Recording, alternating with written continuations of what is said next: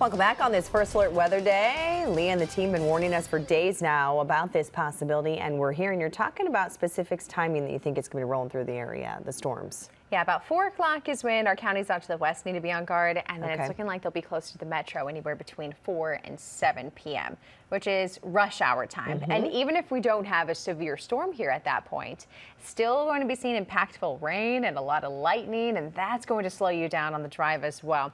I am seeing a lot of cloud cover out there right now, and my hope is that the cloud cover is going to limit how much instability can build for the storms.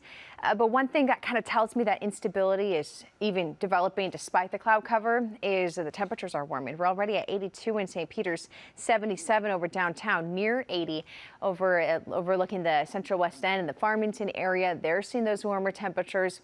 Another question we had was whether morning rain would decrease the instability as well. And the answer is likely no, because we haven't seen much rain at all. It hasn't been able to use up the instability in our air. So round one, which was just very isolated showers and a couple thunderstorms, that's clearing out.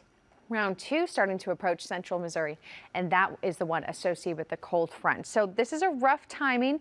Again, about 3 o'clock, they're already, again, out in central Missouri, but between about 3 and 6 is when they'll touch our western counties. 5 to 7 p.m. for the metro, but I think by 7 they're more in the metro east, and then exiting at latest 10 p.m. tonight. So a bit of a window, a wide window when we're going to be seeing these storms. We're at 2 p.m. We're at 80 degrees, gusty ahead of the storms.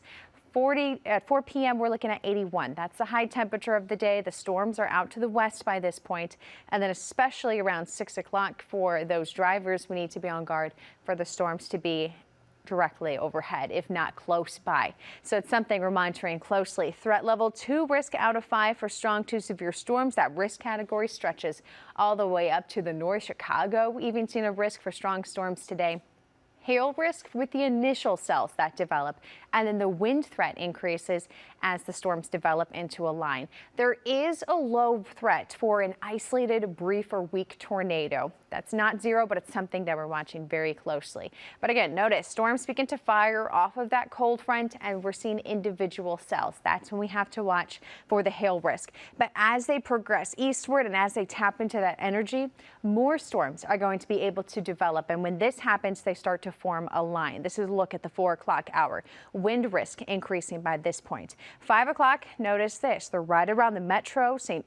Chesterfield getting hit with that rain, Baldwin, even St. Peters and St. Charles need to be on guard for some strong to severe storms.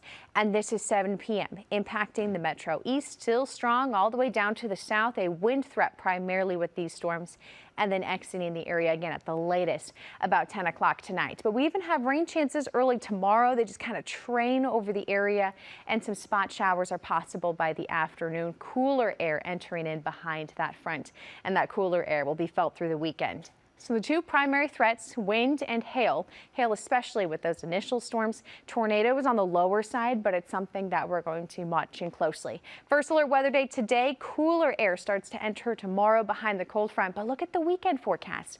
55 by Saturday, 58 with a possible frost or freeze Sunday morning, especially in those lower lying or outlying areas. Even Monday morning, another cold one with temperatures dropping down to 30s overnight.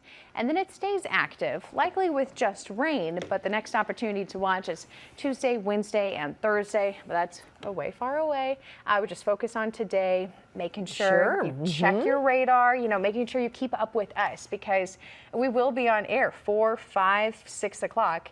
Windstorms are expected in the metro, so we want to make sure we get you any warnings or updates around that time. All right, and Chief Meteorologist Steve Templeton coming to join Leah here in just a bit this afternoon. That's right. Tag team. Thanks, Leah. Well, our fun fact before the break: who is the youngest player to win the MVP in Major League Baseball?